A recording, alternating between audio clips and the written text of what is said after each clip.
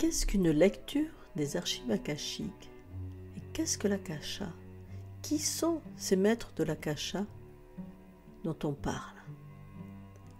Voilà le thème de ce podcast où je vous présente, où je vous laisse parler, où je vous communique le message des maîtres de l'akasha pour qu'ils se présentent eux-mêmes. C'est un premier épisode sur les archives akashiques. Il y en aura bien d'autres. Catherine Pénoat. Ma mission est d'accompagner les personnes afin qu'elles se reconnectent à leur âme, qu'elles puissent développer leur puissance intérieure et vivre enfin pleinement chaque jour.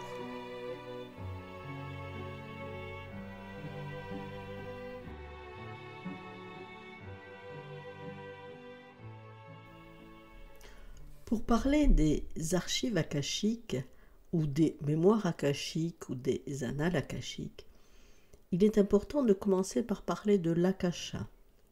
Qu'est-ce que l'akasha? C'est un mot que l'on entend souvent, parfois, mais on ne sait pas toujours ce que ça veut dire. C'est un mot qui vient du sanskrit et qui signifie tout à la fois l'espace, le tout pénétrant et l'essence subtile, c'est ce qu'on appelle aussi le cinquième élément, qui remplit l'univers tout entier. Son attribut est le son, qui renvoie à la notion de verbe, le divin, la quintessence. C'est un champ potentiel illimité qui existe partout dans l'univers. Ces mémoires enregistrent les émotions humaines. L'akasha est un lieu de naissance des autres substances. C'est le lieu où ces mémoires enregistrent les émotions humaines, des informations du passé, du présent et les futurs potentiels. Voilà, donc en résumé, c'est l'espace qui existe partout. C'est cette énergie subtile qui enregistre chacune de nos pensées, chacune de nos actions. Et nous pouvons aller retrouver ces pensées, ces actions, ces émotions. Et les gardiens des annales akashiques sont de puissants esprits qui protègent ce savoir universel. Ils sont neutres et ont à cœur de ne pas influencer sur le déroulement des événements. Alors les archives akashiques, plusieurs auteurs ont écrit sur les archives. Il y a par exemple Daniel Meroy et Anne Givaudan, qui tous les deux, tous leurs livres sont issus des archives akashiques. Ils ont fait des voyages hors du corps et ont récupéré ces mémoires. Erwin Laszlo, qui est un scientifique très, très important, le professeur Erwin Laszlo, et Ernesto Ortiz, qui a écrit aussi un livre, et c'est avec lui que j'ai fait mes formations. Voilà, donc quelques mots sur l'akasha. Alors après, je voulais vous présenter les maîtres de l'akasha, parce que quand on fait une lecture des archives akashiques, on pose les questions aux maîtres de l'akasha. Et je ne savais pas trop comment les présenter, donc je me suis mise, moi, dans mes archives akashiques, je me suis connectée à eux et je leur ai demandé de se présenter. Donc maintenant, je vais vous transmettre leur message tel que je l'ai reçu. C'est pas toujours dans un très très beau texte. Je ne l'ai pas du tout retravaillé, c'est pour ça. J'ai juste noté ce que moi je recevais et je vous le donne tel quel. Donc la question était: comment puis-je vous présenter, vous les maîtres de l'akasha? Nous existons, mais pas sous la forme que vous connaissez. Nous sommes énergie. Nous vibrons sur une autre fréquence.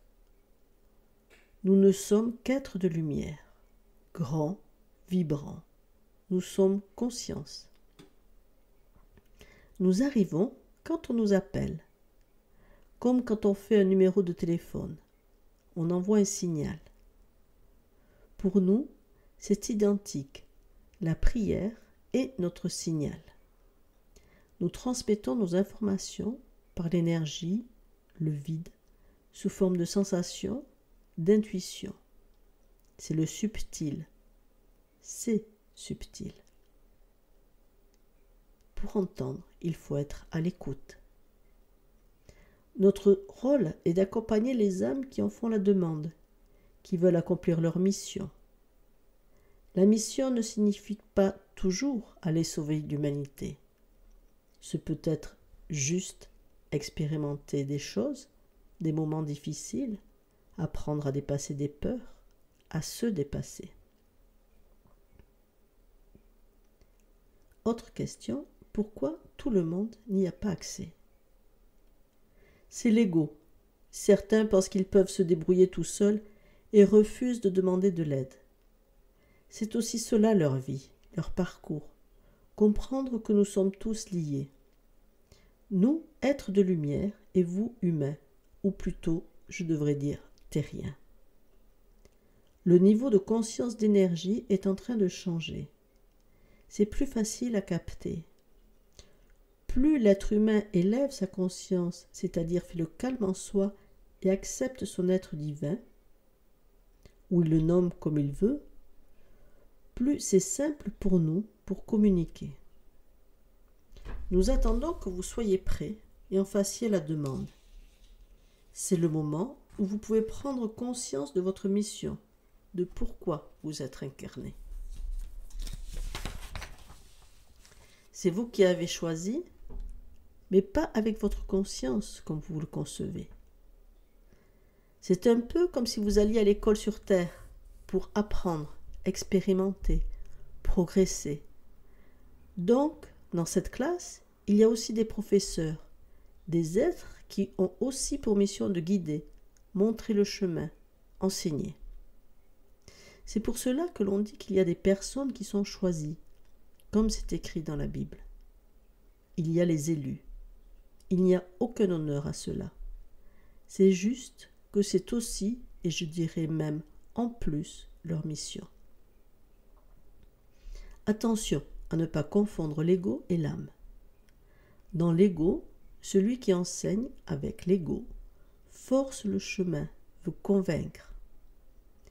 Celui qui a l'âme d'enseigner ouvre son cœur et s'adresse au cœur. C'est simple, limpide, évident. C'est l'ouverture du canal, de la transmission. Une lecture des archives akashiques, c'est cela.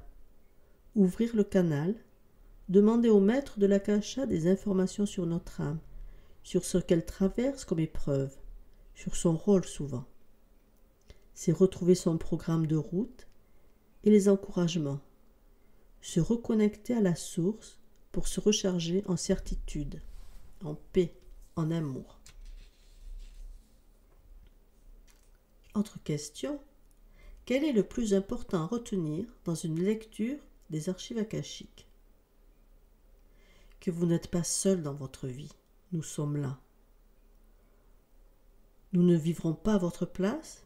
Nous ne pouvons pas supprimer vos épreuves, vos expériences, mais nous pouvons vous aider à y mettre du sens, à comprendre, à intégrer à vous. Vous accompagner dans les changements. Comme de bons enseignants, nous ne ferons jamais le travail à votre place et jamais nous ne vous jugerons. Nous allons vous encourager, vous soutenir. Regardez la vie, votre vie, avec d'autres yeux. Dernière question. Quel dernier message pouvez-vous nous donner aujourd'hui? C'est un message d'amour. Respirez. Respirez profondément. Relâchez votre plexus et laissez l'air circuler en vous. L'air, c'est la vie. Et ouvrez votre cœur. Cessez d'avoir peur. Si vous n'avez pas confiance en les autres personnes, ayez confiance en vous. renforcer cette confiance en vous. Merci, qu'il en soit ainsi. Voilà le message que j'ai reçu il y a quelques jours et que je tenais à vous partager pour que vous compreniez peut-être mieux, que vous ressentiez cette énergie des maîtres de l'Akasha. Merci pour votre écoute. À bientôt.